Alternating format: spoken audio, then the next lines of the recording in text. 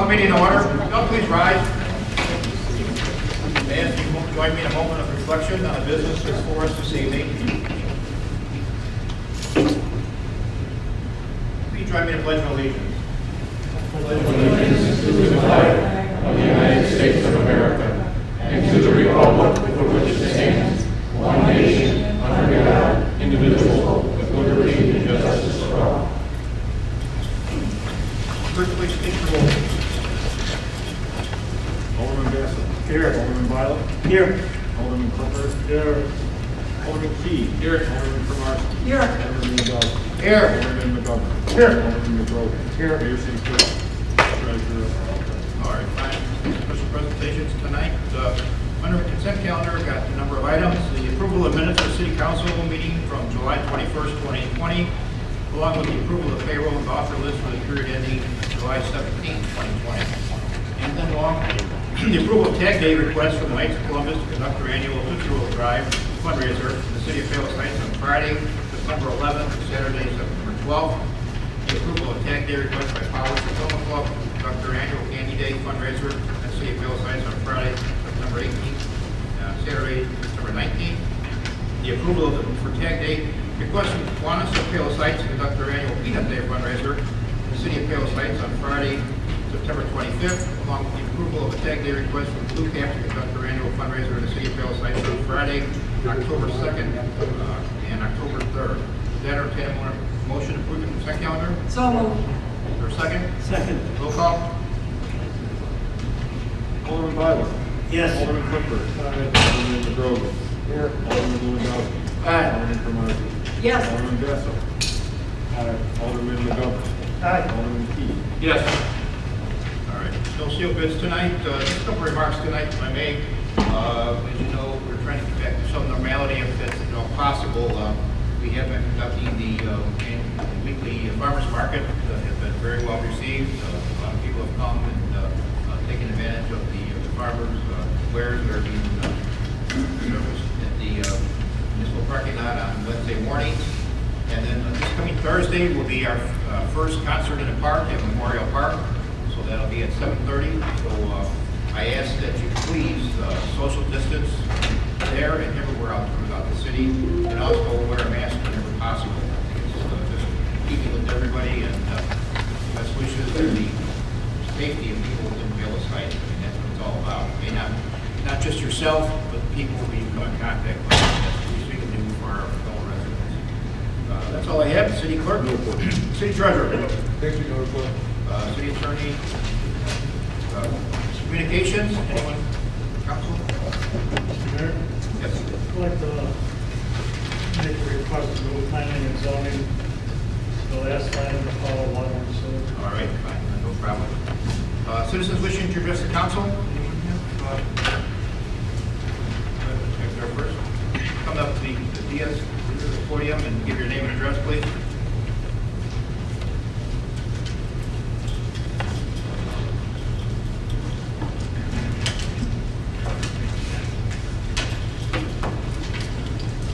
My name is Bob Grosser. I'm the chairman of the Business Economic Advisory Committee. I live at 14904 Gulf Lane. I've been a resident of Palos Heights for 33 years. Anyway, tonight on the agenda is the voting for the gas station and convenience store.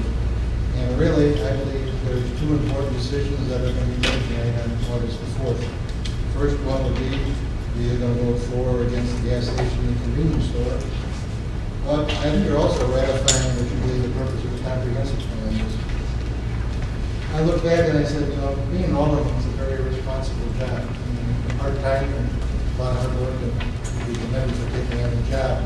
Because you're really trying to represent 12,000 residents, you're trying to represent the business community, you're trying to address both short-term and long-term issues of the city, and you're also responsible for looking at a long-term vision of the economic planning for the city, and you did that for the comprehensive plan. And obviously, you can't do all that work by yourself, so you've delegated some of that work for people to help you with, and you've had committees, the Zoning Board of Appeals, the Planning and Zoning Commission, and the Business Economic Advisory Committee are all advisory positions that you appointed to try to help you evaluate some of the long-term implications of economic planning. A little bit about the economic planning and the long-term vision. We approved, the council approved a comprehensive plan. They hired a professional consultant to draft the plan. We paid $40,000 for the plan. You asked 9 members of the community to be on the steering committee, and you appointed them to do that job. And their job was to have community meetings, obtain surveys, and try to understand the views of the residents of Palace Heights. After that was all done, the alderman had a chance to review the plan and make some suggested changes, and that plan was adopted on September the 9th, 2019, which is not even a year ago. The report has 72 pages talking about your vision for the economic conditions of Palace Heights. Never mentioned is the word, something is better than nothing. And I saw something on Channel 4 the other day, and it says, you know, if you're struggling, you don't change the target, you change the effort. I think that's an important thing. So what's the purpose of the comprehensive plan? Well, it's actually stated on page 2 of the plan that you approved. It's a guide for the land use. It talks about long-range recommendations for the city. It gives an evaluation of the future use for that land. And really, that plan is the 3 boards that you appointed, their way of understanding what their vision is for Palace Heights. And they're trying to, as they review the plans and make comments, they're really basing those comments against that plan, because that is your vision for Palace Heights. So what did the boards do when they reviewed the gas station and the convenience store? Well, the zoning board of appeals met on June 29th. The vote was 0-4, 5 against. The planning and zoning commission met on June 29th. The vote was 0-4, 6 against. The business economic advisory committee voted on the plan. The result was 0-4, 10 against. That totals 0 for the plan, 21 against. Your advisory board said that unanimously that the proposed plan was not in sync with the comprehensive plan. So, as you vote on this plan, if you vote yes for the development, what message are you really sending to all these committees and advisory boards? While we stated in the plan that we have a vision for Palace Heights, is our real vision, well, something is just better than nothing? Well, my belief is, if better is possible, good is not enough. And if I were alderman, I'd vote no, and I encourage each of you to do the same. Thank you for your time.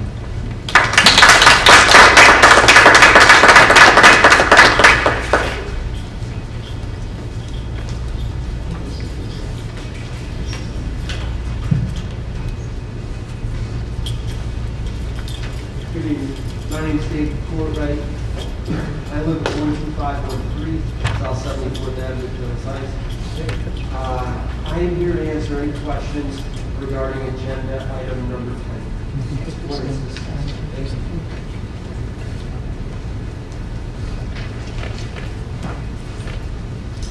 Hello, my name is Linda Schiappa. I live at 13442 Edinburgh Drive, Palace Heights, of course. I am here to talk about the development of Route 83, the corner of Route 83 in Harlem. As we all know, if you've been here more than, I don't know, 20 years, 24 years, 30 years, that lot has been up for debate, has been empty, and has been an eyesore for our community for many, many years. We finally now have part of it developed, which is an asset to our city. Now remains an empty lot that has many possibilities.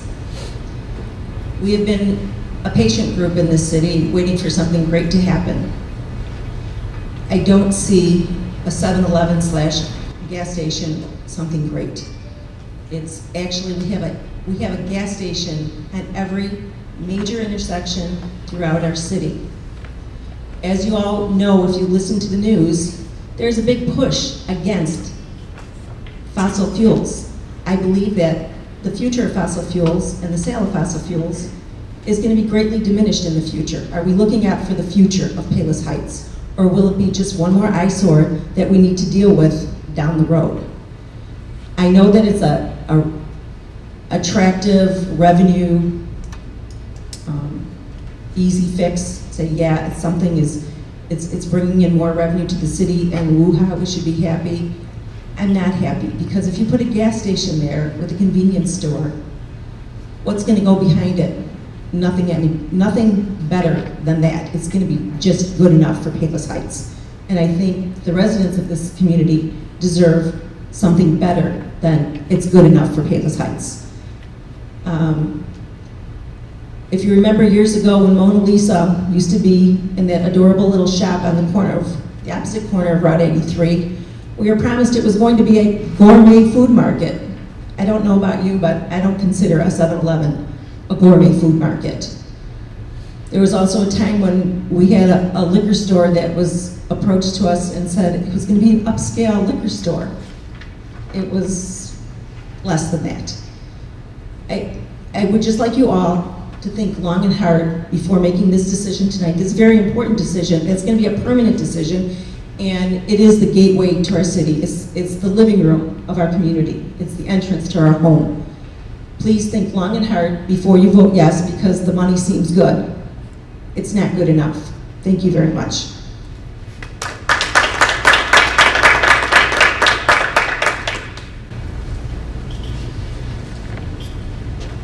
My name is Steve Cross, from Cross Engineering Associates. I have the developer and team here to speak on the gas station 7-Eleven at the perfect time. If you'd like us to do a presentation now or when it comes up. If you feel more comfortable doing it now and then answer any questions, maybe that's the... You could do that, yeah. Mitch?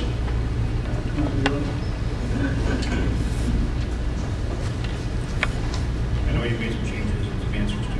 Yes, yeah. So,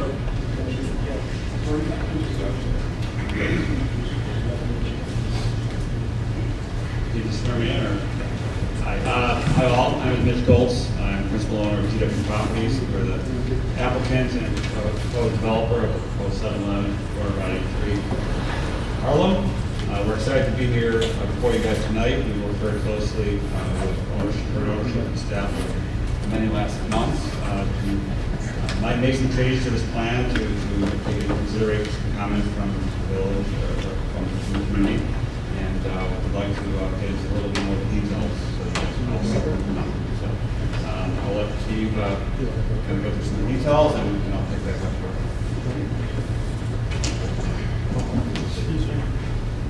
you don't know the ground. We all got that. They will be eventually, yeah, I'll get to the slides. They'll be up there. Yeah, same thing. Right there. Yeah. Can you talk a little louder? Yeah. This is sound.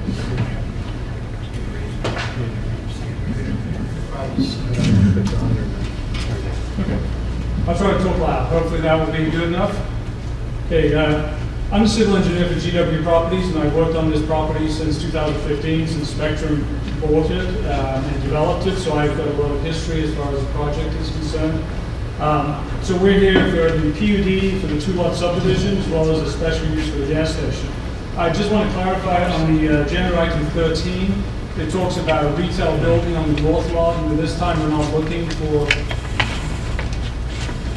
anything on the north lot. We will come back at that time when we have a unit for that parcel there. Mayor, as you mentioned, there was an additional package that was submitted, which had some narrative and a number of renderings. This will go through the renderings and describe the gateway features, which we think is a key component of the development in order to comply with the comprehensive plan that was mentioned here. We took a careful look at that after our last meetings. We took it very seriously, the comments that we received, and we took a close look at the project, the building, the gas station canopy, and we believe we've really taken this to the next level where it does comply with the comprehensive plan which you spent a lot of money on and putting together. So just to run through a few things, like the comprehensive plan I mentioned, question of ownership of the storage tanks. Those are owned and installed and licensed by, permit by 7-Eleven corporate. So there's a concern about what would happen to the tanks if something happened to the 7-Eleven franchisee. 7-Eleven corporate is responsible for those, and if anything happens, they have to remove them or remediate or do whatever to take care of them. So there's no question about that. There was a question about the existing 7-Eleven space. Was there going to be any restrictions on the lease as it relates to that space? And we're here to say there is none. Once that tenant leaves that facility, There are no restrictions. It can lease out to any competitor of 7-Eleven or anybody else. So there are no restrictions on the existing space there.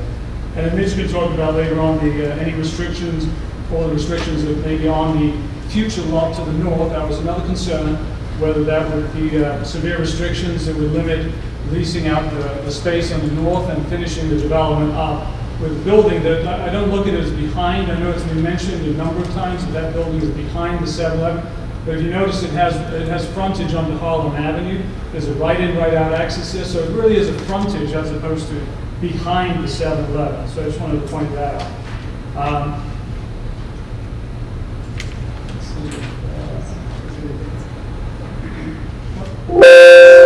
So just I'll breeze through this as quickly as I can. Everybody knows where the location is. This is what it looked like in before 2006, before the RZA dealership that closed in '97 was torn down. You can see the Spectrum Senior Living project here in yellow, and you can see how much of the RZA dealership that we actually went into, leaving the 2.2 acres of this location here.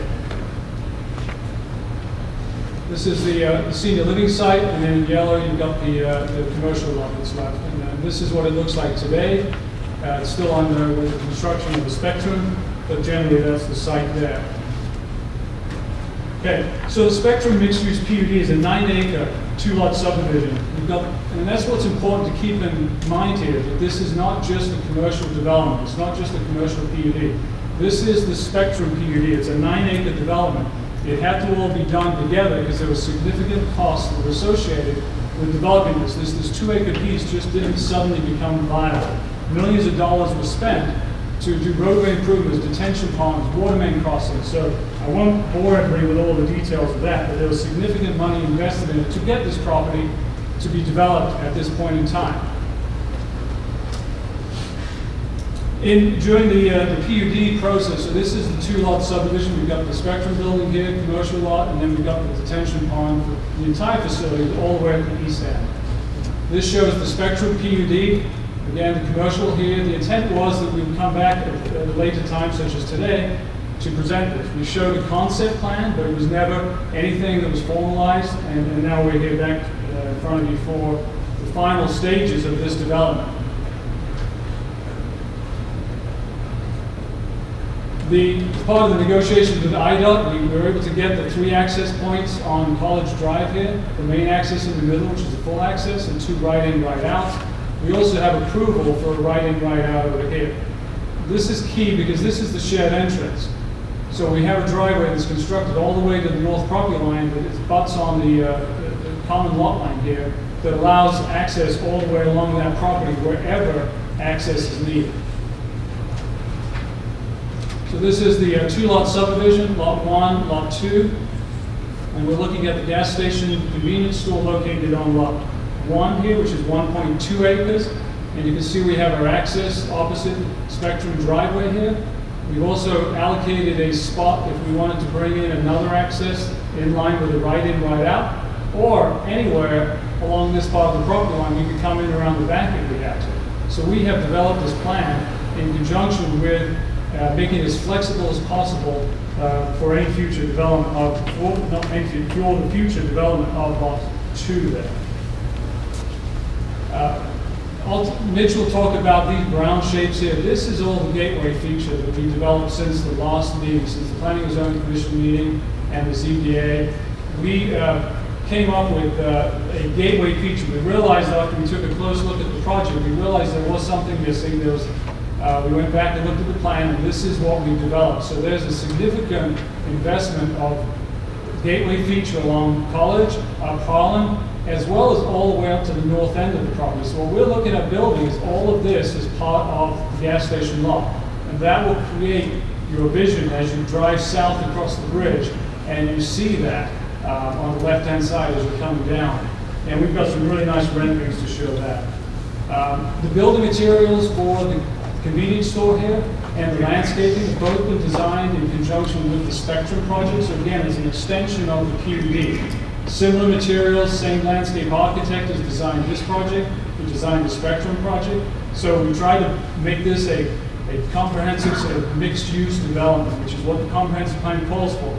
So to say that this doesn't comply with it, I think is a bit of a stretch. This does comply with, in our opinion, and I'll go through the standards in just a minute. So we've also linked the projects here. There's a sidewalk for the senior living residents to come along and come into this area. Convenience store is a great asset to have for the residents to go out and get their groceries or needs or whatever they may want without having to go out onto the main highway, without having to cross a public street. We've also provided another sidewalk access from the public right-of-way here. As I mentioned, we're looking at extending the sidewalk all the way to the north. One of the things in the comprehensive plan talks about extending a sidewalk to the Cal-Sag Trail on the east side of Harlem Avenue to eliminate people having to always cross Harlem Avenue. So we are proposing that now. We're proposing, subject to MWRD and the city agreeing to this, we will construct a path that goes all the way to the Cal-Sag Trail, making that connection and complying with your comprehensive plan. So just talk briefly about the standards, and then I'll turn it over to Mitch to talk about the renderings here. The comprehensive plan, as I mentioned, we believe that the project complies with the 2019 comprehensive plan in that it's a high-quality mixed-use development comprising of residential and commercial uses. We're also proposing a gateway feature at the College Drive Harlem Avenue intersection along both College and Harlem to provide a sense of place and arrival for visitors. In addition, a community sidewalk bypass connection to the Cal-Sag Trail on the east side of Harlem is also proposed. Public welfare. Due to the nature of the project and its location along the two roadways, the project does not impair light near to adjacent properties and will not substantially increase the danger of fire or otherwise endanger the public health, safety, and welfare. Impact of the properties, the PUD will not be injurious to the use or enjoyment of other properties due to its location adjacent to the two major roadways and MWRD open space. The adjacent senior living development was planned with this commercial project in mind, and access will be shared with the senior living development. Impact on public facilities and resources. The PUD's public facilities and resource needs were anticipated with the development of the senior living facility and designed and installed as part of that development. So all municipal utilities have been stubbed to this property. There are no known archaeological, historical, or cultural resources located on the property. And parking, the PUD provides all its parking needs on site, and it actually exceeds the Harlem Avenue overlay district requirements. So we have 24 stalls, and proper ingress and egress is provided to the adjacent roadways, as well as the cross-access that I previously mentioned to the senior living development. There's adequate buffering. Proposed building is separated from the senior living by carports here and a freestanding garage here. There's about 170 feet between these buildings. So we believe that complies there. Plus we have the open space to the north. And then lastly, the signs will all comply with the city sign ordinance. And then just real quickly, I'll go through the standards, special use standards. Construction, maintenance, and operation of the proposed gas station will meet or exceed all state and local requirements and will be constructed with new state-of-the-art fuel delivery. As such, the development will not be detrimental or endanger the public health, safety, morals, comfort, or general welfare. Second, the special use will not be injurious to the use and enjoyment of other property in the immediate vicinity for the purposes already permitted, nor will diminish or impair property values within the neighborhood. Development is located along two major idle roadways and is part of the overall PUD that includes the senior development to the east. The special use will not impede the normal and orderly development and improvement of the surrounding properties and uses permitted in the district, given that it was planned with the senior living development to the east and is surrounded by, again, two major roadways and open space. Adequate utilities access roads have all been provided and coordinated between the senior living and the next one, proposed special use in PUD development was taken into account in the overall spectrum senior living access point. Special use plan has been designed to minimize traffic congestion in the public streets by using shared access and the restricted access. And then lastly, the special use does conform to the applicable regulations of the district, except in instances as they may be modified by the city council, pursuant to the recommendation of the EBA.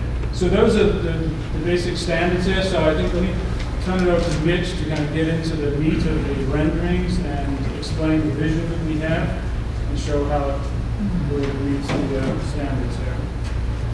Thanks, Steve. Once again, Mitch Bolson, GFP Properties. We work closely with staff and community. We come up with some elements that we believe are very unique to what we've done for other 7-Elevens in the marketplace, and also deserving of just being close to the property. This is a rendering of this is a 3D rendering of the exact building that we intend to build here with material board over here to my left. The exact materials that we're building, which is indicated by Steve, would be tied in with the respective project.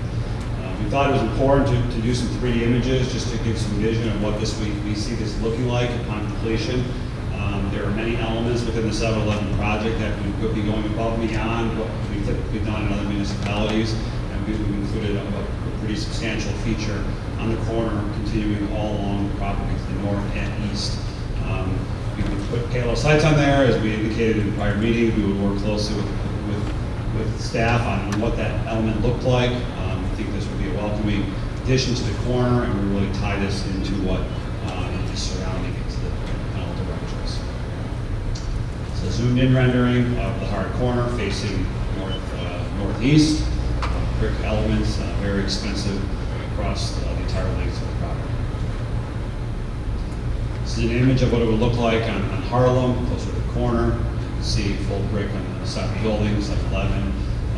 It's hard to see in the light here, but 7-Eleven had agreed in prior meetings to wrap the canopy with brick and similar materials to the building all the way to the top to add some other enhanced elements. This is a rendering of the building in the front facing the parking lot, as indicated in past meetings. The 7-Eleven would be considerably larger than the one across the street that would close. Moving over here, there would be a fresh array of offerings with fresh food, fresh brewed coffee, state-of-the-art slurper machine, and other items that are currently not found in other 7-Elevens. It's an image facing northeast. This is facing north towards the intersection. If you're approaching on College Drive, a heavy amount of landscaping throughout. Wrought iron fence and brick piers throughout the property. Here's an image on Harlem Avenue with a large streetscape with landscaping, brick, and fencing that would span the entire length of the property. This is an image that we had added on the northernmost portion of the property, abutting a trail, given that this would be technically the entrance into Palos versus northbound traffic. We've tried to mimic the elements around the corner with something over here that would remind people where they're coming into as they cross the bridge. These are just some flat elevations that are part of the package. The renderings speak more volumes than these images themselves. As indicated, all signage and plans, everything would meet or exceed code. A few other points here. This GW property, we're the most active retail developer in the Chicagoland area. We have about 20 projects going on at a given time. And what we develop for 7-Eleven, we develop for a variety of tenants across the marketplace. We do restaurants, medical, retail, industrial, and everything in between. And while this may seem like this is a last-ditch effort, I can assure you that this property has been marketed extensively. We've taken this to a lot of our tenants, and getting the 7-Eleven off the ground will allow us, the platform to then get a second user here. And we will be here as the developer of the property until it's completed, and then we'll be turning over to 7-Eleven, who will be responsible 100% for maintenance of their property with very important pride of ownership and good corporate citizen on this property. We're not seeking any TIF subsidies or other government aid in this. This will be privately financed, and as expected, this will generate millions of dollars of revenue to Palos Heights over the term of this lease and beyond.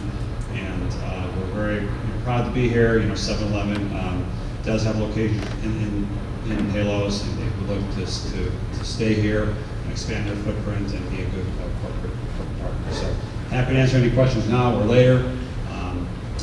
But we have some material boards left, as well as some of the renderings that are in the presentation and in card form right here. So thank you very much. Appreciate it. Any other citizens? Come back.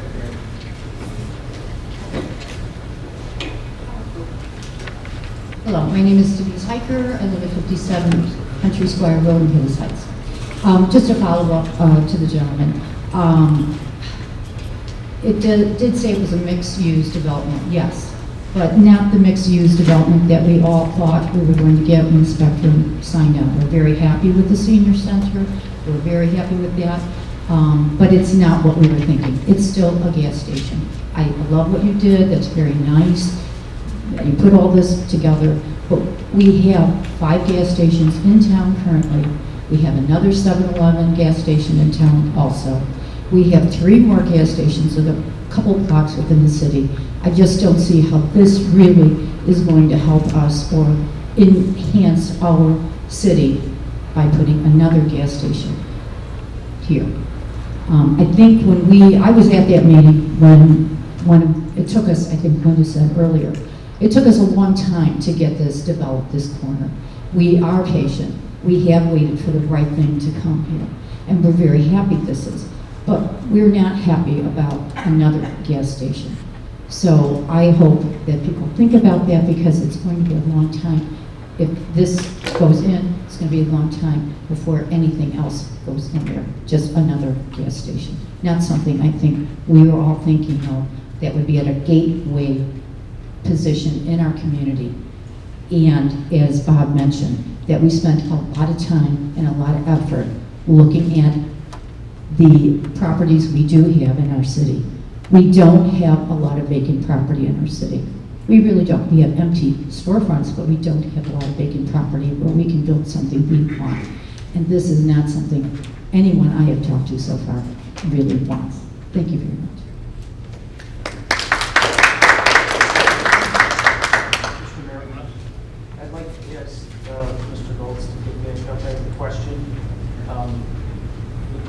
At the last planning and zoning meeting, you had some statistics on the efforts that have been made to identify, and I think it's important for the audience to understand what's going on here with in the retail business, and who you contacted, how many, which ways, where you've been, all those things that you mentioned at Alderman Clifford's committees, which I thought, for me, were very important because it illustrated how difficult a site this is. I think that people here that aren't familiar with your business need to know. I appreciate that, and I can definitely answer some of that. I think I'd like some other gentlemen to echo. They were working on this side much longer than me. So, Mike and Mario. Good evening. My name is Mike Stratus. I'm a principal of Trapper Properties. Take it. Can hear. Good evening. My name is Mike Stratus. I'm a principal of Trapper Properties in Brook. I am partnering with Spectrum Development on the sale and marketing of this property. I've been for about 20 months.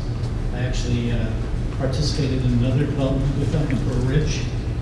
Very analogous. They have a congregate care facility and 2 1-acre out parcels. And we actually did the same marketing effort there that I did here, which resulted in a brand new McDonald's, corporate McDonald's, modern architecture that was all blended into the same architectural standard as Spectrum's development, same as GW Properties is trying to do here. Once I was engaged by Spectrum, my personal efforts involved about 1,000 letters were sent out to all the major retailers, medical users, office users in the market. The property was listed on the MLS, the property was listed on LoopNet. Those are all what I'll call shotgun blasts. Individually, I also did what we call rifle blasts, which means I personally called about 40 to 50 of the natural users that I see communities want all over Chicago and the Midwest. Those include the Chipotle's, the Trader Joe's, you name it, all the natural candidates that if any community pulled their constituency and said, who would we like to see here, they're in the top 50. The common theme that I heard during those solicitations was the property has not enough people due to the forest reserves, so the 3 and 5 mile, 1 mile demographics are not sufficient to support the majority police. There's no anchor tenant nearby, and the access is not ideal. So separately, after we were getting all these no's, we decided Spectrum and I decided to contract with CBRE. Mario Malone, who's here this evening, he can talk about his efforts. CBRE is the largest real estate company in the world, and again, Mario can talk a little bit about his efforts.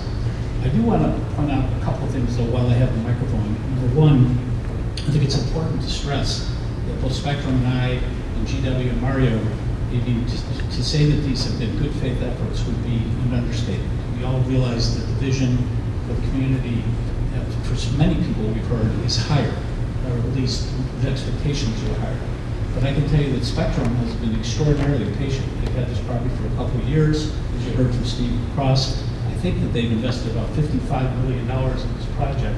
And although I don't speak for them, I can tell you that my takeaway from them is a bit of confusion, because they told me that when they went through the process, the expectation was that this was going to be a 2-lot subdivision with commercial development, and nobody told them that they were expecting Trader Joe's or Chick-fil-A or Cheesecake Factory.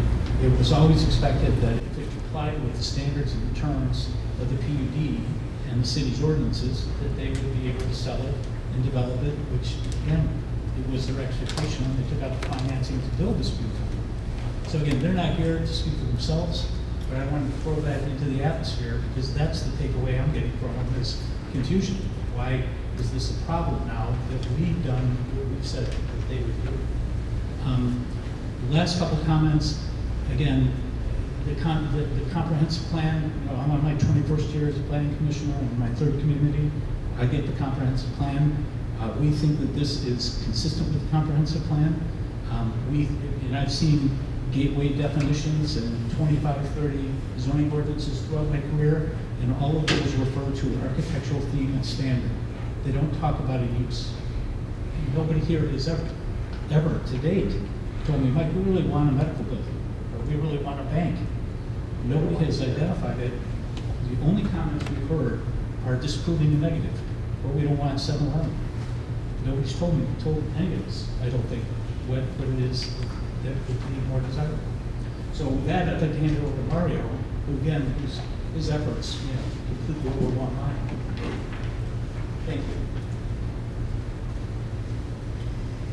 Thank you, Mike. My name is Mario Malone. I'm with CBRE. As Mike mentioned, we are the largest commercial brokerage firm in the world. We have over 500 employees here in Chicago and over 40 retail brokers that handle specifically commercial retail properties. I myself am on a team, the Chicago Land Team. We're made up of 7 brokers. We have anywhere up towards 300 listings at any one point in time, and we separate between the brokers based on discipline. I'm a 20-year vet at CBRE, strictly on the retail side. This is strictly what I do all day for the last 20 years. The site characteristics are not lost on me. I grew up in Burbank. I have family still in Burbank, Oak Lawn, and a niece in Palos. So I understand the characteristics of Harlem Avenue. I've grown up here. I live my life here. That being said, that's why I thought I brought value to this assignment when, after Mike's initial efforts, he hired us to cast as wide of a net as possible to find the best potential user here. That was our goal, to create options. To that effect, we have listed this on the premier websites affiliated with commercial real estate, CoStar LoopNet. We've had 2,310 views. We pride ourselves on our database. That's what separates us. Our individual database campaigns were sent out to 1,583 recipients every 4 weeks. Those are brokers, different retail concepts, restaurants, gas stations, medical, office brokers, the gamut. We've sent group campaigns to 1,271 recipients every 5 weeks where we pair this property with other like-kind properties in our portfolio. Signs were installed in January of 2019. They've yielded very little in terms of benefit to us. The majority of my calls have been, how do I rent a place at Spectrum? That being said, the other sign calls that I've received have primarily been from concepts such as self-storage, car washes, and other gas stations. Those are the concepts that have been expanding over the last couple of years for a site with these characteristics. We directly emailed the brochure and personalized email to our active tenant list. I've had over 245 personal conversations that I've logged with concepts and commercial real estate brokers that represent multiple tenants in the market. Again, as I mentioned in the last meeting, to date we've received 3 offers for the property, all 3 of which have been from gas stations. We chose GW Properties and for a couple of reasons. One, obviously they have 7-Eleven in tow. 7-Eleven has a significant following in this market, obviously based on their presence across the street. We also, and not speaking for Spectrum and the residents of the Spectrum development, we appreciated 7-Eleven's new look, their feel, their updated offerings, and see that as a true amenity to the Spectrum residents. It's essentially a mini grocery store today. It's no longer the old 7-Eleven that you may be familiar with. Again, based on those offers, we chose to move forward with the premier developer in this market and a concept that we believe will go very well here and for an extended period of time. Mike touched on a few of these items. Common feedback that we've received to balance the no message, not proximate to an anchor that will generate additional traffic, difficult ingress egress. The concepts are not expanding in Illinois at this point, and major focus has been placed on the ever-expanding Cook County taxes as simply being a non-starter to a lot of concepts. Again, the above being said, all I can suggest is we have cast, again, as wide of a net as possible to secure the best possible development here over nearly a 2-year period of time. We have not stopped our efforts. Our signage is still there. Our listings are still out there. Even as GW Properties has been under contract on this property, we have had the information out there and to date have not found anyone with the pedigree of GW or the benefit of the concept that is 7-Eleven. Any questions? Mr. Malone, Yes. when did GW come under contract? Roughly. It was at some point last year. Okay, so Yeah, 2019. October, November. What are you finding in the market now? So if this property were presented to you today to list, to do your shotgun, rifle shot, all that kind of stuff, can you tell us what in the market has changed since this pandemic, since 2019, and where we're at right now? Can we talk about that a little bit? Sure, it's been an ever diminishing market. Not to mention, obviously, the pandemic has had its effect on the market. Many real estate, I'm on national calls every week. Many real estate companies, many tenants are simply staying put and not expanding. Many concepts are suggesting no expansion until 2023 in terms of hard numbers. That's the reality we're facing on a daily basis. Another reason why we believe this concept would bode well. And again, for the vacant piece to the north, GW Properties is forced to purchase that as well. They're going to be significantly motivated to develop that with the highest and best use that they can possibly find for that portion as well.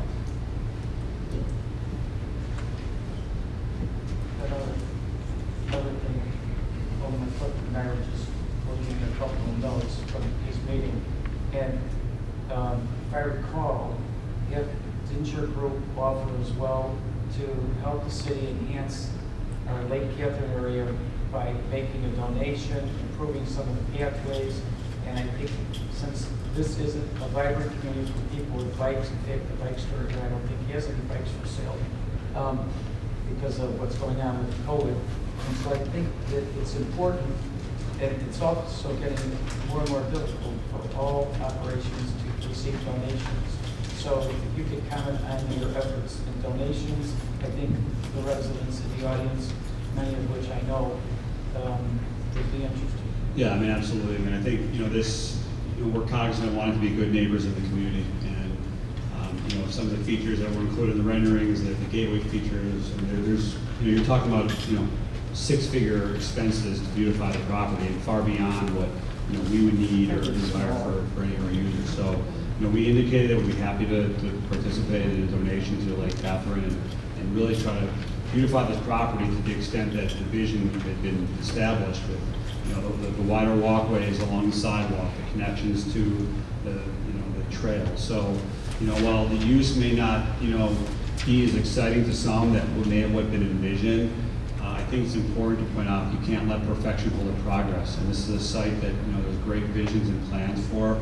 And I think, the reality has set into many years of marketing. Unfortunately, the pandemic has not made it any easier. Fortunately, 7-Eleven and other, businesses in their sector have seen, boosts in their sales because of the importance of it as an essential service. But, this deal fell apart for any reason for that matter. It's a long road ahead to find something that is financially feasible to spend what will have to be spent here to develop it, because the barrier to enter on a new project with new construction costs and everything else, it's very, very tough. And a lot of businesses, new and old, can't afford the costs that are incurred in these types of projects. So we fortunately are in a position where we have a good tenant that can support the cost of this development, which will allow us to have flexibility on what the second lot looks like. What Mario did point out, the gas stations that have expressed interest in the site outside of us wanted the whole site for a gas station. One of the big reasons they went with us, aside from the fact that we're very active in marketplaces, we went smaller on the gas station and said we're going to bring in something else. So we do envision there being a market for a restaurant, a fast food, or quick service restaurant. We will market this extensively. We're frankly in the hole on this deal until that project comes to full fruition. And as part of the proposal today, we are committing to spending the money and the resources to install these gateway elements as part of the 7-Eleven. So I think it's important to know that these images that you see, will come to reality in the next 12 months. And waiting for something better is always a possibility. But I can tell you, this has been through a long road of a lot of efforts to get to this point. So, yes. Can I read your paragraph of your plan? Yeah. It's on page 2 at the bottom. It says, we are proposed for extending the sidewalk from the north end of the commercial lot to the Calside Trail, which would provide community access to the Calside Trail at this location. This is especially beneficial to senior living residents and residential properties east of Harlem Avenue, and that they have access to the Calside Trail without having to cross Harlem Avenue. Exhibit 7 shows a larger paver area in front of the gateway feature, provide a place for walkers and bikers to rest or pause before they continue on. The proposal is only part of the entire identity to be established in this key intersection. We envision that this development will attract and promote future redevelopment west of Harlem and south of College Drive. With each new development comes a possibility of extending and implementing the similar gateway elements envisioned by comprehensive plan. Do you hold true to those statements? We do. When we developed this concept, we looked at all corners and said that if the other corners, as they started to redevelop, this is something that could be kind of translated to each of the corners there, and even around other parts of the town. So in your professional wisdom, that you believe that this would draw other possible redevelopment, setting a standard for the other two corners? Yes. Would you be open on a few openings where it says here to rest, for place people to rest on the continuing journey? Something on the No sign. sleeping, though. No sleeping. You can't sleep there. No, people sleeping. I'm talking about, it says rest, I'm just using the words. Yeah. It's just that, I don't know if some type of permanent, like benches would be.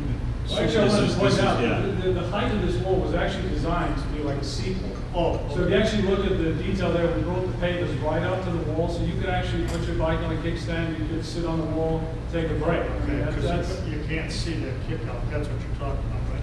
well, just where the Palos Heights sign is, the height of that is about this height, so it's really right at the seat height, and that's kind of the way it's designed. And we can do the same thing at the north end. We actually have landscaping up against that one. So just scroll to the end. Okay, so this one here, if you notice here in front of it, we actually didn't carry the pavers out front, we got landscape. We could do the same thing at the north end there. We could extend the pavers up to the wall, and you can actually sit on the wall. Yeah, and there'll be a place where you can kind of stop before you get on the trail. And as we indicated in the past meeting, we want to work with the community to figure out what that is. City. We have a logo. Yes. And would that be implemented on the parapets or somehow? Yeah, we're more than happy to incorporate If whatever. it was, not my opinion, but it's just the way I'm looking at things. if everybody agreed to that or thought that was practical, would you be willing to be open to those slight improvements or anything? Absolutely, we just put the Pale Sites as a placeholder, so the way the font, the logo, images, however that, we're more than happy to incorporate that. We want it to be the identity of Pale. We want it to not just be something with a name like that. It's got to look like Pale. All right, thank you. Excuse me. I have one question. I think this is your marketing, the person who's doing your marketing? Yeah. All right. You said you sent out flyers, 2,300, over 2,300 flyers, and then another 1,550, then another 1,250. Said over 5,000 inquiries. You only got 3 answers. Yes. Yeah, there were over 5,000 submittals, and we received 3 offers in that amount of time, all 3 of which were gas stations. How long of a period of time was it? We started, the property was listed in January of 2019. 3 out of 5,000. Yes. Thank you. So, Mr. Mayor, I want to make another comment. So, prior to this group being on this, we've also looked at other situations, one of which had to be, I don't know, 15 years ago probably. And I'm aware, and that's why this is a difficult site. The people that had that site, they also went to these real estate conventions for many, many years. I personally, because of what I do, have also attended those meetings for like probably 30 years.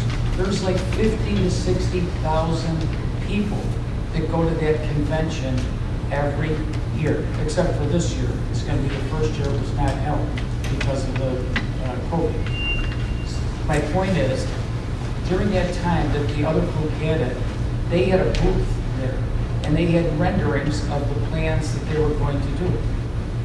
Nothing has happened in 25 years at this site, and maybe longer, since Crown Buick left, which, when we get down into this, I have some other remarks. So it's been heavily marketed for a long period of time, long before January of 2019.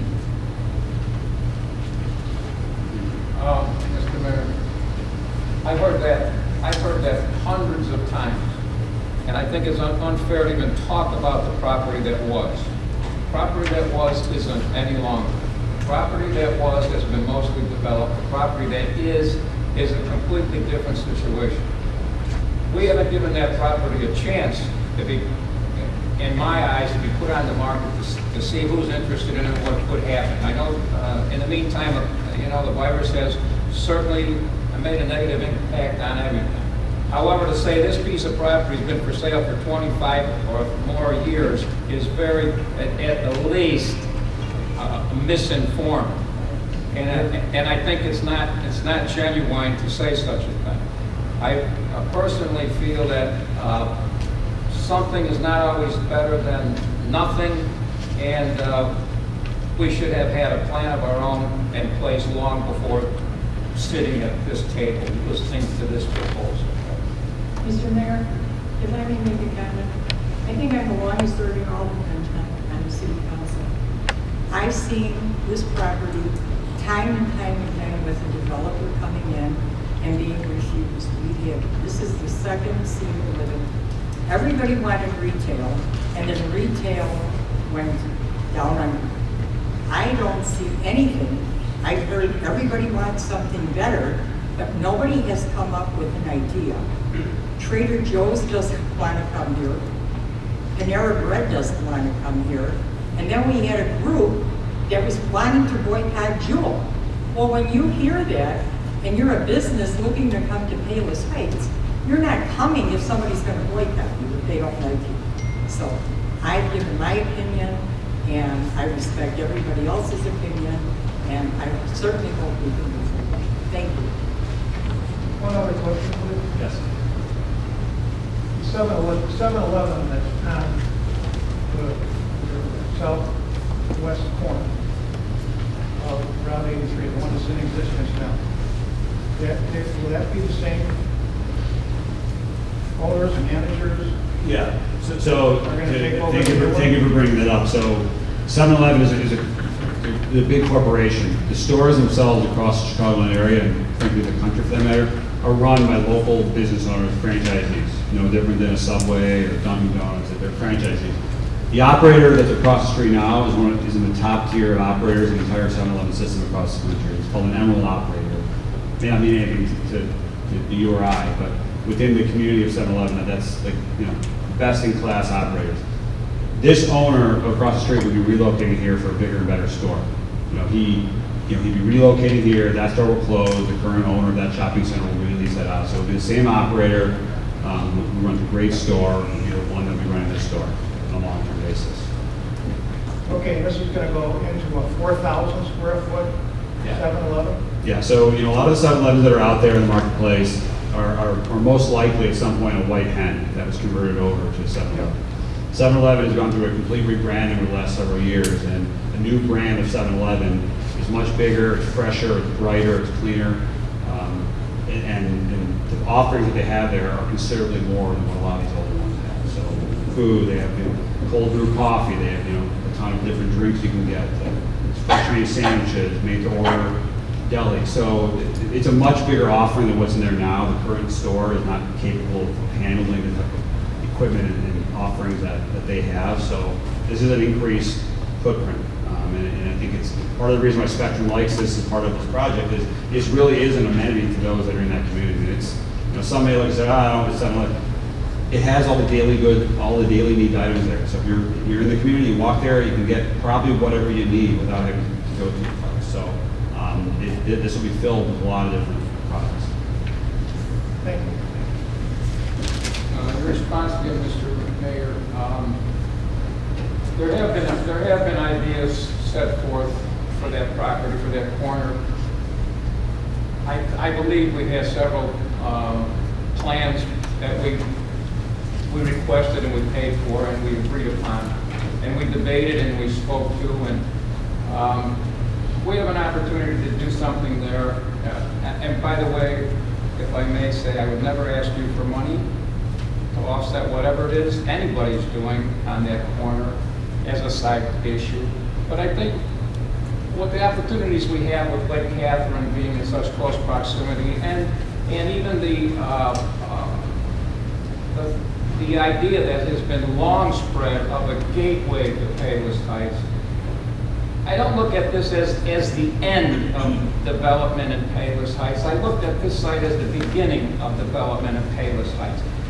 This is never going to happen again, and we're never going to have an opportunity to undo this or redo this ever in our lifetime. And I don't know ever in anyone's lifetime again on this corner. To not give it an opportunity, to not look at other ideas and other suggestions, I think is very short-sighted. And there have been ideas. We may have foo-fooed them. This is saying this is the best we expect for Payless Heights. This is all we're going to get. This is what we deserve. And I have not yet come to that position, sitting here or sitting there.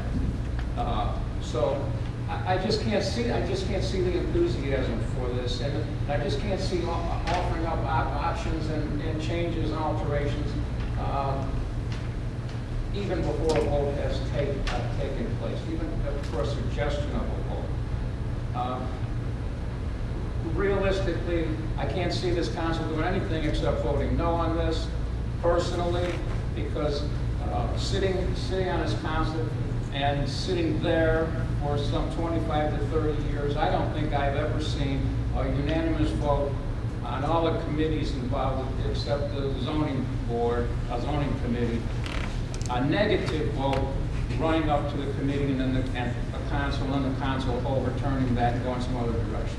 To me, that would be like saying all of these appointments and all of the volunteers that work so hard for Payless Heights at the discretion and the appointment of the mayor are okay. Well, we give them a pat on the back and we thank them for their time.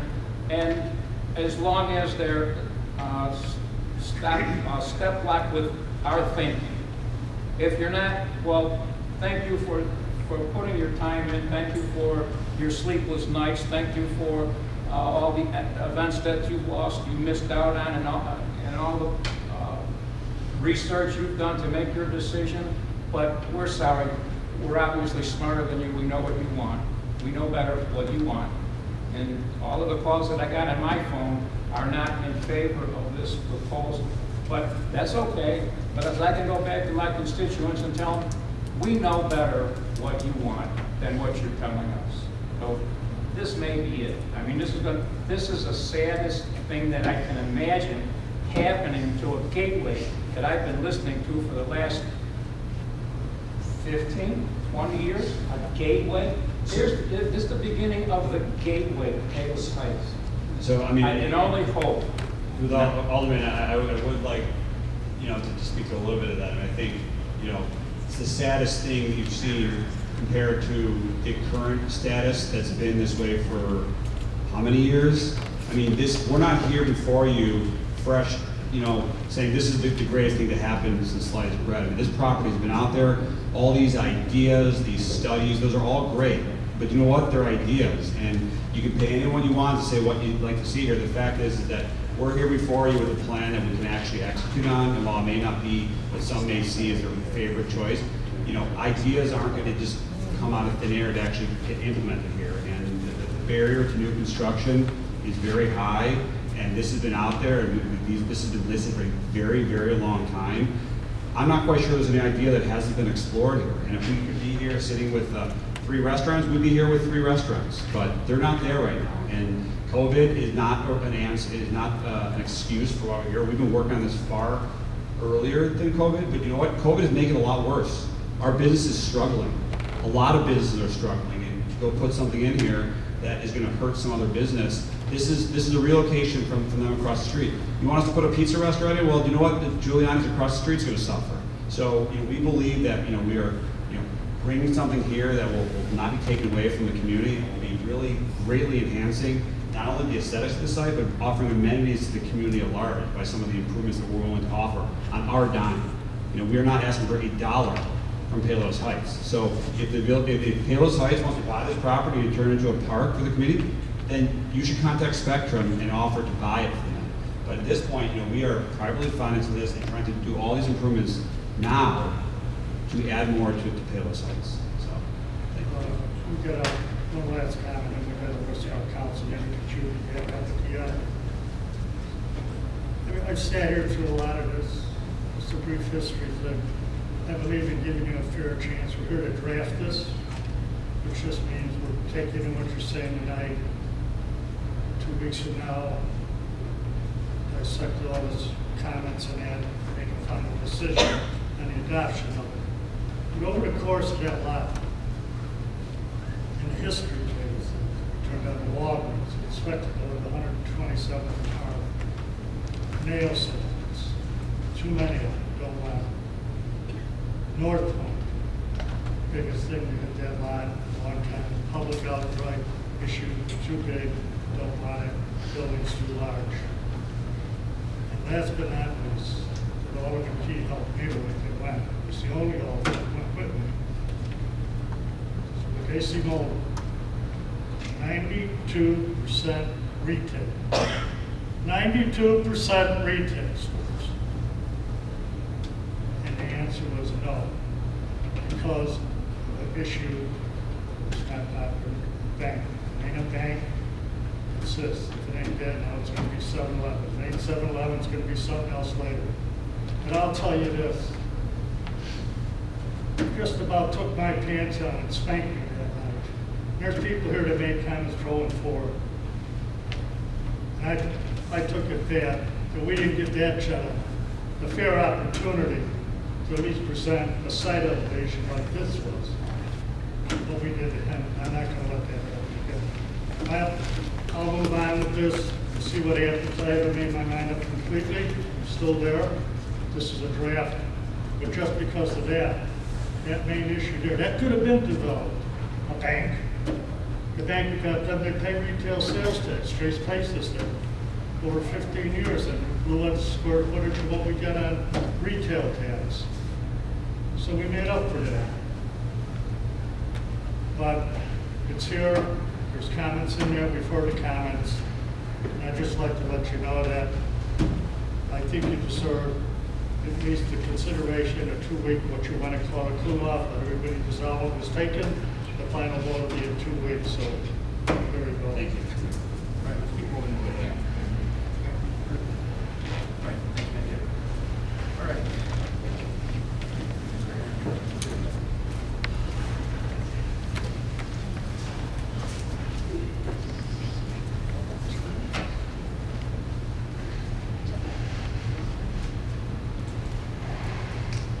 All right, so Municipal Grounds, Finance, I'm sorry.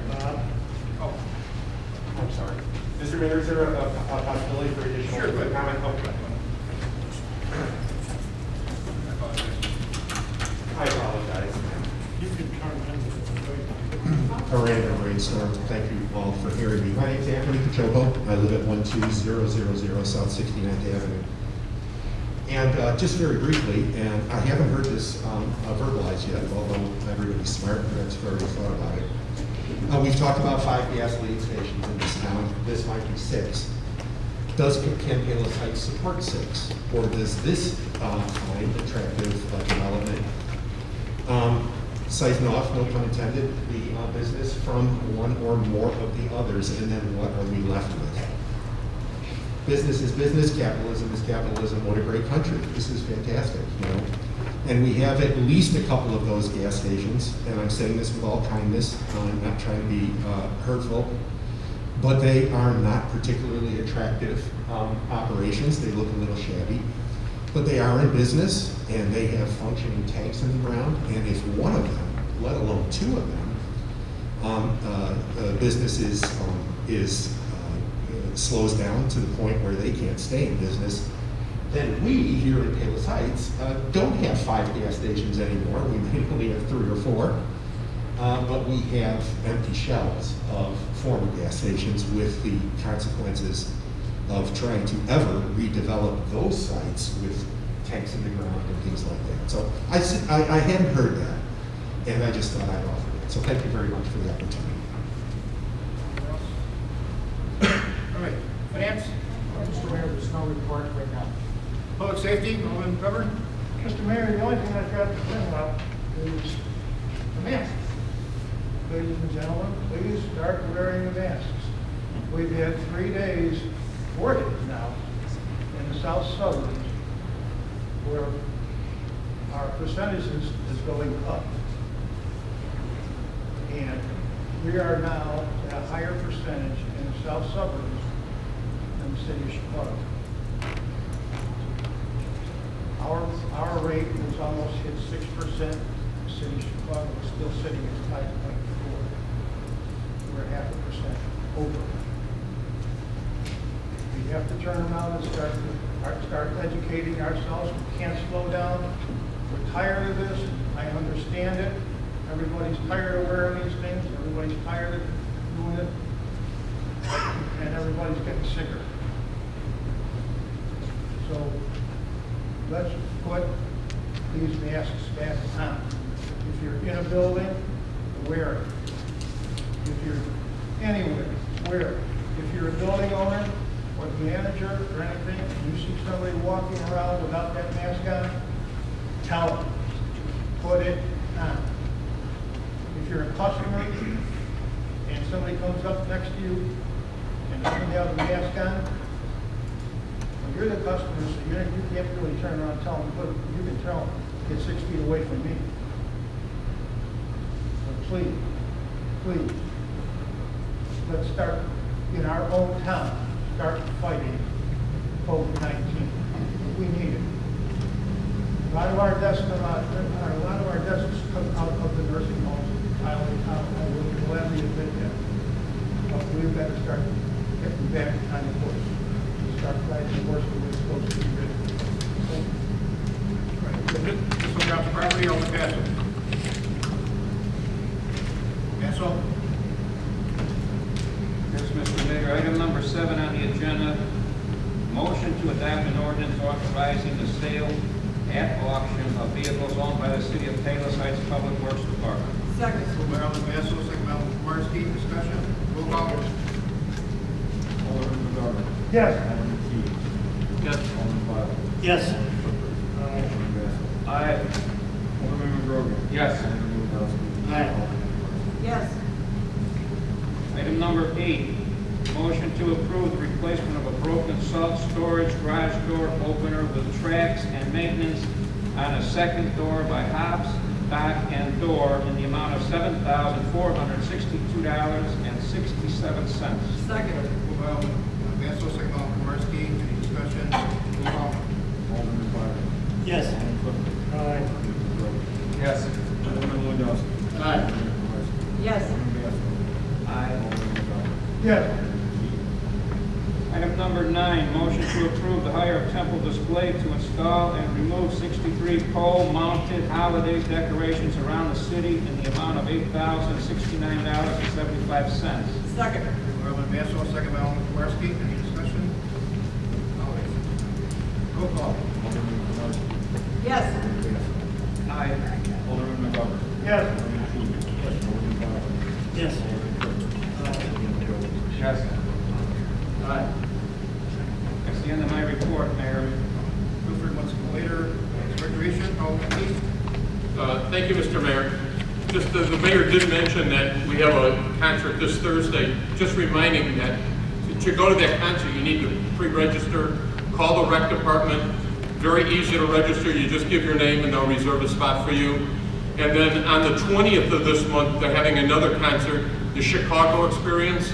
Anyone that's heard them in the past, that's probably the biggest group we've ever had in terms of attendance at a concert before. That's on the 20th, also at 7 o'clock by the gazebo in Memorial Park. Call the rec center, put in your reservation now because they're going by square footage and only a certain amount of people can go. And other than that, that's the end of my report, Mr. Mayor. Thank you. Rules of construction, Alderman Komarski. Thank you, Mr. Mayor. No report. Alderman Lewandowski, license for franchises. Thank you, Mr. Mayor. No report. Alderman Violet, Alderman Sewer. Thank you, Mr. Mayor. Move to approve awarding the 2020 manhole rehabilitation project to Kim Construction in the amount of $386,517. Alderman Violet, is there a second? Second. Second, Alderman Clifford. Discussion. Roll call. Alderman McGovern. Yes. Alderman Lewandowski. Aye. Alderman Komarski. Yes. Alderman Basso. Aye. Alderman Key. Yeah. Alderman McGovern. Yes. Alderman Violet. Yes. Alderman Clifford. Aye.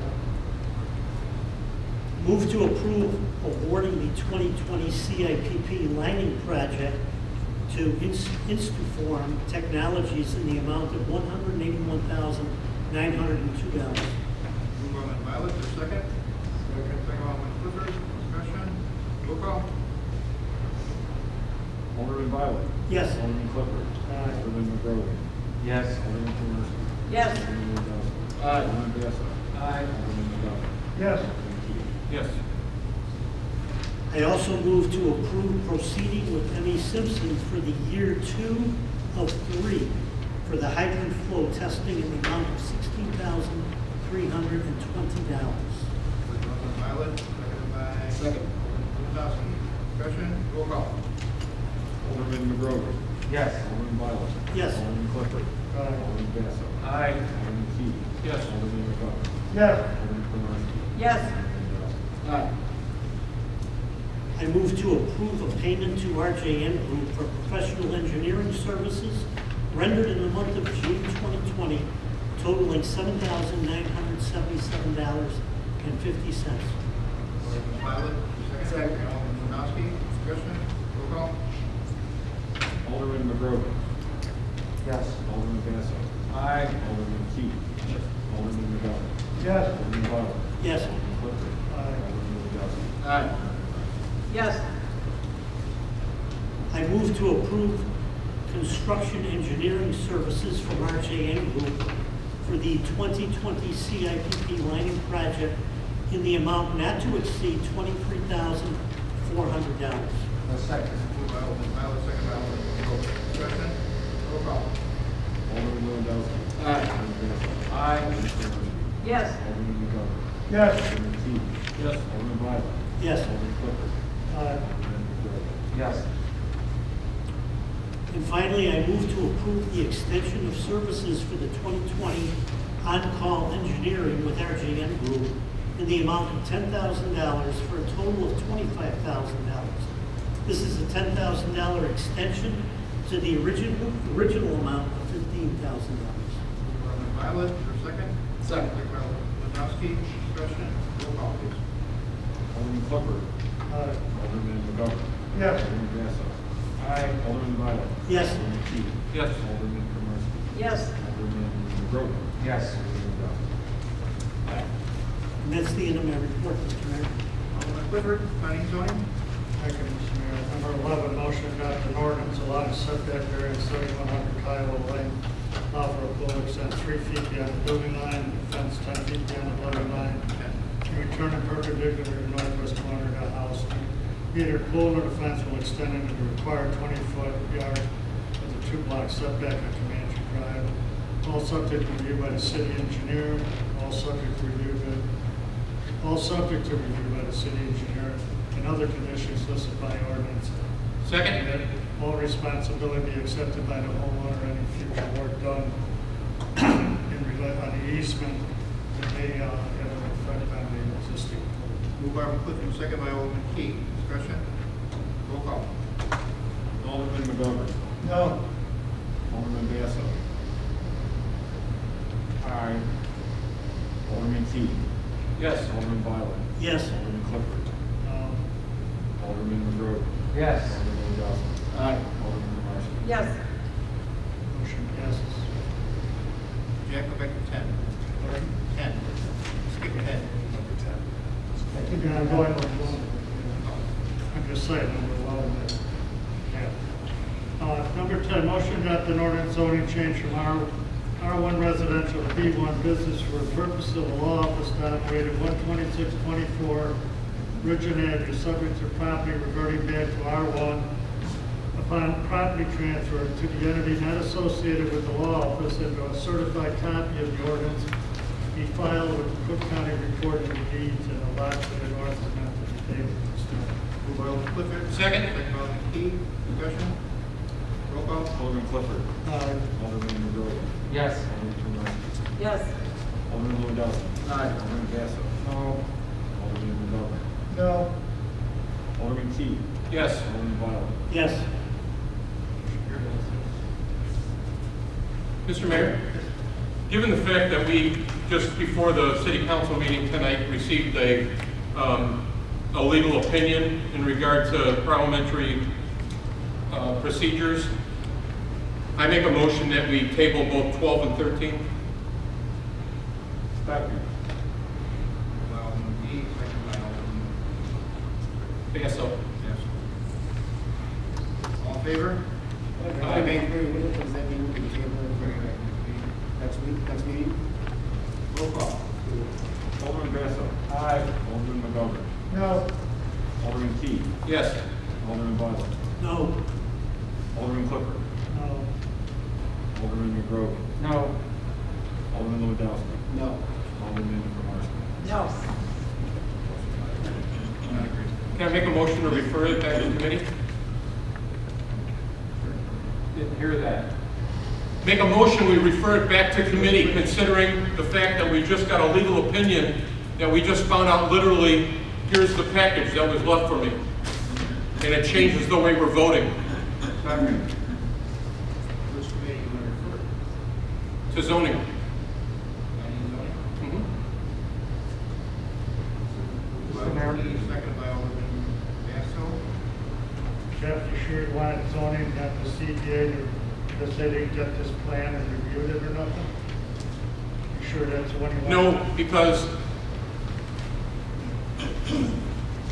No, because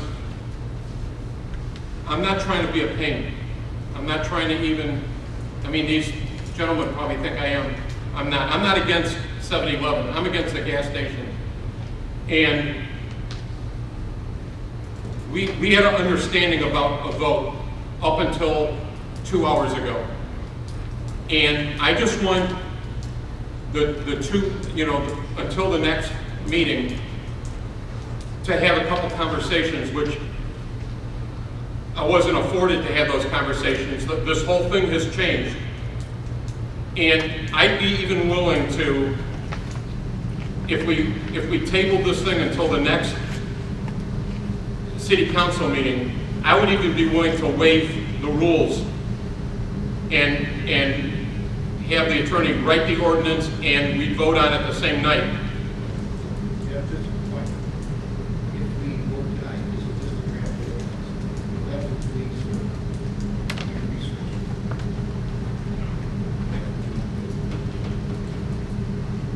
I think it's going to make my job harder, but Well, just, that's why the 2 weeks is in. You understand where you're coming from. all right, I withdraw my request. The motion is to draft the ordinance. Mr. Mayor, point of order. I'd like the city attorney to make a comment. Was this even necessary, this transaction, to actually go before the CDA?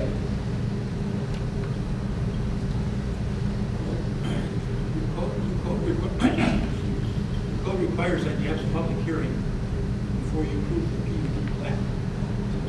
Customarily, you would go in front of the zoning board of appeals and do that. You wouldn't necessarily have to add approval for granting a special use. Because when you zone property land unit development, that encompasses any proposed plan that may be proposed for that particular parcel. There is no, if you look at the other zoning classifications in the city, we have listed permitted uses and special uses. Under PUD, there's nothing listed because it depends on what the proposed plan is. So there isn't any, wouldn't have been any requirement to have a special use for a gas station because it's part of the PUD. It automatically becomes approved if you approve the PUD.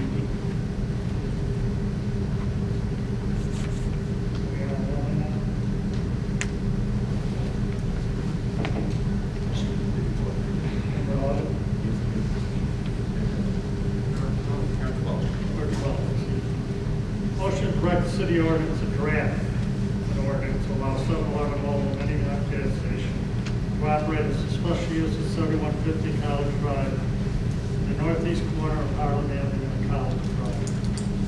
Moved by Alderman Clifford, is there a second? Second. Second by Alderman Komarski. Discussion. Roll call. Mr. Mayor, so this is just the draft. Yes, it is. So even if this does pass, then we will come right back. You get 2 weeks. Normally, we would do this. Right, to the next city council. Okay, now, just It's going to council regardless. correct. Okay, thank you. You got different? Yes. Any other questions? Roll call. Alderman Clifford. Alderman McGrovey. Yes. Alderman Woodowski. Alderman Komarski. Yes. Alderman Bassett. No. Alderman McGovern. Yes. Alderman Key. No. Alderman Violet. Yes. 13, motion to direct city attorney to draft an ordinance allowing for planned unit development consisting of a 2-lot subdivision with 7-Eleven mobile gas station containing approximately 4,000 square feet mini mart convenience store located on lot 1. In a retail building on lot 2, the proposed PUD is located northeast corner of Harlem and College Drive. Moved by Alderman Clifford, is there a second? Second. Second by Alderman Komarski. Discussion. Roll call. Alderman Lewandowski. Aye. Alderman Komarski. Yes. Alderman Basso. No. Alderman McGovern. Yes. Alderman Key. No. Alderman Violet. Yes. Alderman Clifford. Alderman McGrovey. Yes. And my reports, Mayor. All right. Dismissal report, business and economic development, Alderman Key. Yes, thank you, Mr. Mayor. So, even though with the pandemic, the rules for the restaurants and other businesses in towns have loosened up a little bit, believe me, as I talk to the business owners, they're still hurting. The only way our businesses are going to stay open is if we use them. So if you're eating out, I'm just encouraging people to eat local, shop local, I just saw today on a social website that every good gift closed for permanently. And there's been a couple of these. It started out as a pandemic thing closing down, but this is really doing a number on the business community. So I just encourage everyone to do their part, to try to remember to, eat in our restaurants, shop in our stores. Anything you can do for our local businesses would be appreciated. And that concludes my report. Mr. Mayor, just want to, do you need me to read, I know these contingencies are out, do you need me to read these into the record on the 7-Eleven? No, it'll be in the motion. That'll be included in the ordinance. All right, a copy of this will be included in the city attorney's office. All right. Cable TV? Mr. Mayor, I have no report this evening. All right. Any old business? Mr. Mayor, going to the Route 83 gas station, I think it's really important for people to realize that, as Alderman Komarski pointed out, she's a senior alderman, she's been here for the longest period of time. Many of the people here are very highly qualified with what we do. We've looked at many things because we've been here for Alderman Komarski's case since before the turn of the century, and many of us since 2001. Dee, I apologize, I owe you one. And but there's a couple things I want to point out. I wear a couple hats besides being an alderman. I'm in the finance business. I've been in the finance business for over 45 years. That includes many recessions, like 1980 when crime got to be 22%. I'm going to go through a minor story here, but it's going to lead to a point that everyone needs to think about. Secondly, about every 10 years, there's been a disaster in the economy. And that happened again in like 1989. There was a tech bubble, and rates were horrible. Banks didn't want to lend any money. Oh, and by the way, when I was a young guy back in 1980 at Citibank, crime was 22%. Nothing works. The world was horrible. I thought that was like the real depression, not the one that my grandparents were in. So then about 2000, we had the Y2K problems, and that was a disaster for finance. And then along comes 2009, and like almost every developer, unless they were really, really wealthy, caved in. And because banks weren't financing. And let me just tell you, in this period of time, I have gone from running some of the major banks in the country, if not the world, as far as commercial real estate, particularly construction lending. And people like this are people that many of the people that work for me across this country, and when I was at RBS, that's one of the biggest banks in the world, across the world, we know what we're doing. It is extremely difficult. This site, on each one of the banks that I work for, I proposed that we go to this location on that corner, and we had our marketing people look at the corner, and every single one of them, these are different banks over like a 40-year period, none of us, it's a bad corner. The ingress and egress, in fact, I shouldn't say because they might change their mind. And it's very, very difficult corner.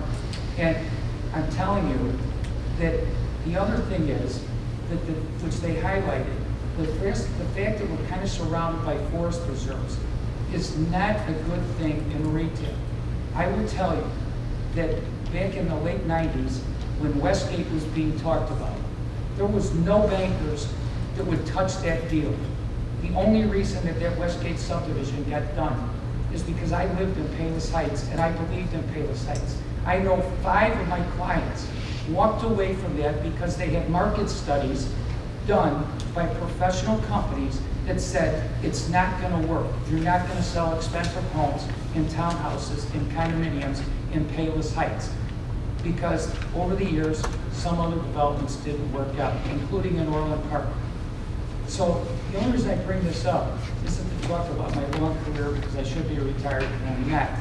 But is just to tell you that there's a lot that goes on.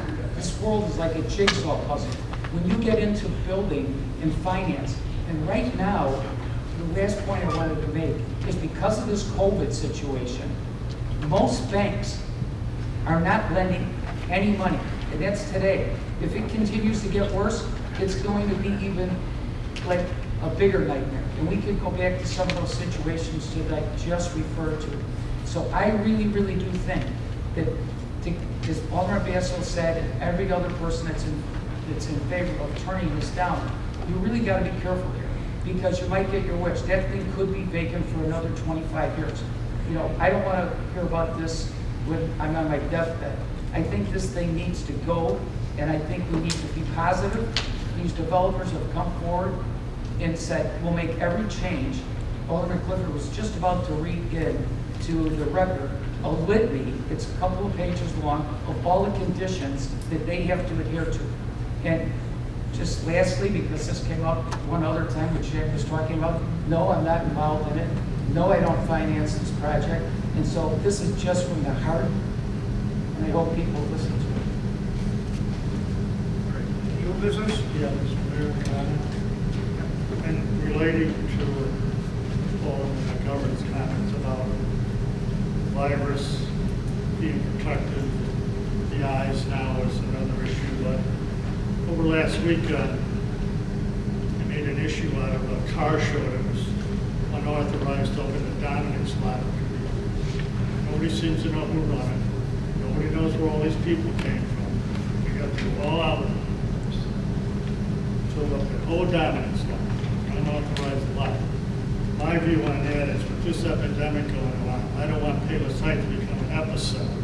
Some authorized lot, just a loose cannon went off the sides. I want to have a car show and park at one of our lots in our city, and have our residents go over there and may or may not catch it, take it from that lot, and then bring it home to Junior or Mrs. So be aware, it's an unlicensed, unauthorized car show there. The city is not sponsoring. Mr. Mayor? Go ahead. If I may, I would like to thank the Public Works Department for the great job you're doing, monitoring the progress of the Oakland water main extension. And I would like to thank our Palos Heights Police Department. I think we have the finest department.